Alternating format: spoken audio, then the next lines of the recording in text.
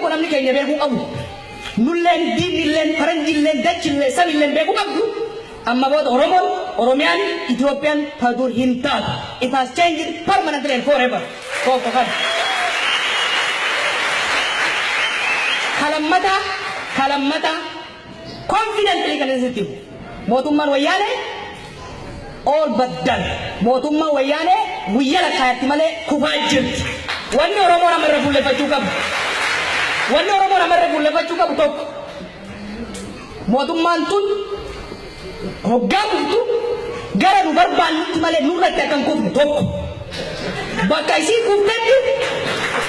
kuftetti qabdi lammata barbaachisaadha gara nu barbaannutti bu'uura qabdi muka hoggaa murtu yoo sirratti besi balleessa jechuudha. Kalammataa bakka isiin kuftetti odaa Oromoo malee qoreen akka dhaabbanne gochuu danda'udha.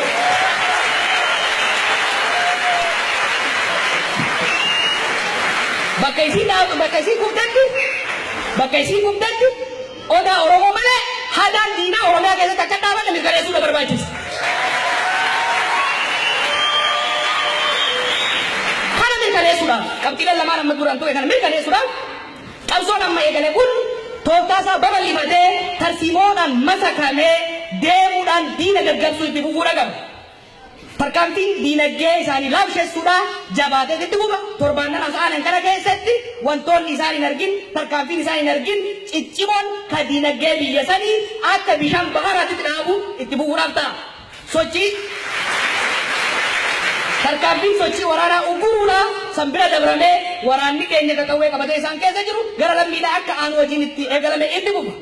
Sirna bulchiinsaa isaanii kan isaan uummata ittiin saamaniif uummata ittiin dhaanan san laaffisuudhaan kan taane diiguun ka ta'u immoo uummata akka tajaajilutti jijjiiruudhaatti socho'uu dhaqabna. Qabsoon tun bifa Oromoo fayyadu akka goolabamtuuf wantoota gurguddoo barbaachisan keessaa ammas tokko lama irra deemuu barbaada. Karoora yeroo ammatti beektonni Oromoo hayyoonni Oromoo hogganoonni Oromoo karoora tarsiimotii imaammata Oromiyaan ittiin gara fuulduraan masakamtu kan sabni keenya qollaansaa nagayaan qabeenya rabbiin kenneef san qotatee daldalatee hiyyummaa barabaraa kana keessaa ittiin bahu lafa kaa'uudha qaba. Karoora Oromoos amansiisu ummata addunyaas amansiisu ummata ollaa keenyas amansiisu irratti dalaguudha barbaada. Kana qabaachuudhaaf bakka tanaan ga'uudhaaf this is the most important. Hantuunni deeysee dhumarratti akkan taane maal barbaachisa hoggansi Oromoodhaa bakka jiruun mataa saffisaan walitti qabatee arraba tokko naasa'uu danda'uudha qaba. Jaarmaaleen siyaasaa Oromoodhaa garaagarummaa xixiqqoo uumaniif uumamteef jalaa balleessuudhaan caayaa gaaddisa odaa Oromoo takka jalatti gad deebi'uun barbaachisaadha. Kanaaf galmaan ga'uudhaaf hojii bifa adda addaatiin eegalame itti fufna. Hunda caalaa immoo isin uummanni keenya akka bakka adda addaa jirtan hogganni hayyoonni karoora amansiisaa tarsiimoo amansiisaa Oromiyaa boruu akka isinitti agarsiisan bakka hundaan dhiibbaarra godhuu qabdan caayaa takka jalatti deebi'anii arraba kudhanii miti arraba takkaan akka haasayan dhiibbaa irra godhuu qabdanii kana gochuudhaaf mallaqa keessanii arraba keessanii du'aayii teessanii itti jabaachuudha qabdan. Tumarratti gama wayinnanii loon seene qilleensa Oromiyaa bilisoomsine jennee mallaqa keessanii fi gargaarsa rabbiitiin bakkaan keenyee jira. Qilleensa Oromiyaa yoo ka bilisoomsitu taate ummanni Oromoo biyya fi ni bilisoomsa jennee dhaadan waggaa kunan irraa jeetii yaadu ture ummanni keenya duraanuu kan mirkaanee jira waggoota lamaa gaditti biyya isaa bilisoomsaa jira.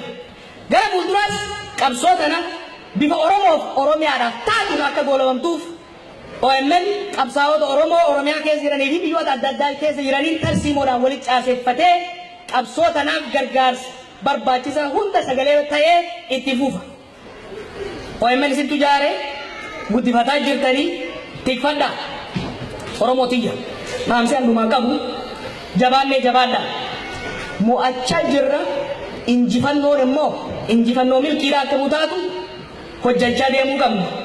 Gama kiyyaan akkuma dheen akka isin irra isin deebisu anaa fi dhaloonni qubee dirqama seenaa nu raggate ni beekna nuti firay qabsoo bilisummaa Oromooti.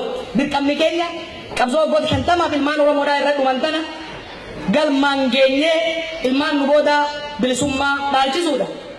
beekumsaaf qabnu hundaan ni dalayne waggoota 15 dabran kanaaf hammaan danda'een beekumsan qabuun humna qabuun uummata Oromoo tajaajiluudhaaf tattaafadheetiin jira umrii hanga haftees hangam fayyaa qabaadheetti waan hin beekuu fi waan hin danda'u isin irraan qusatu namoonni hedduun baatiilee afran dabre kana hirriba dhabdee arrii baaftee kiiloo dabalte naan jedhan anaaf baatiileen afran kuni waggootan 29 dura jiraadhe ol barbaachisoo turan halkanii guyyaa Oromoo gootummaadhaan murannoodhaan abshaalummaadhaan tokkummaadhaan diina dura dhaabbattee diina qawwee qabu ofirra fincaansiftu san ijoollee san wajjiin sagalee isaanii fuudhee isiniin gahuudhaan addunyaadhaan gahuun anaaf hirriba dhabuu miti anaaf dirqama osoo hin ta'in kabajaa oliidhaan ture wanni an takkitti gaafu isaan keessa jiraadhee isaan wajjiin rasaasa fudhachuu dhabuu kiyya malee waliin an gaafu takka hin jiru gara fuulduraatti illee anis ijoollee wajjiin hojjannu hundumtuu hamma dandeenyetti isin tajaajiluudhaan qophiidha dhuga qabna tokkummaadhaan qabsoofna tarsiimoodhaan masa qabna gumaa wareegamtoota keenyaa dirree adda addaa irratti halkanii guyyaa diinni qisaasaa jiru kana bilisummaa Oromiyaatiin ni baafna galatoomaa isiniin jedha.